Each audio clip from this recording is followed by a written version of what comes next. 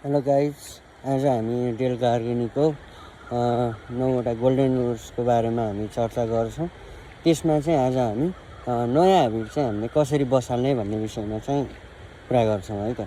Del कार्गेनीले लेखेको how to stop worrying and start living भन्ने बुकको गोल्डन रुल्स नम्बर 6ले के भन्छ भन्दा तपाईँहरूले सिकेको कुरालाई चाहिँ तुरुन्तै व्यवहारमा लागू गर्नुहोस्। त्यो कुराहरू के गर्नुहोस् भन्दाखेरि तपाईँले आफ्नो डेली प्रब्लम सल्भमा चाहिँ त्यो कुराहरू राख्नुभयो भने चाहिँ तपाईँहरूको डेली प्रब्लम पनि सल्भ हुन्छ। त्यसलाई चाहिँ आफ्नो ह्यान्डबुकको रूपमा लिनुहोस् भनेर भनेको छ।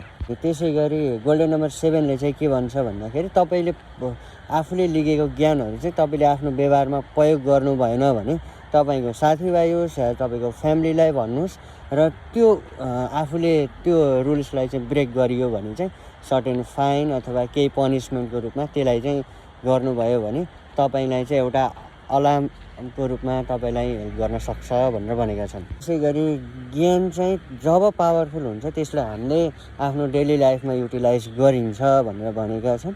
अब अरू कुरा चाहिँ हामी भोलिको भिडियोमा कुरा गर्नेछौँ। बाई।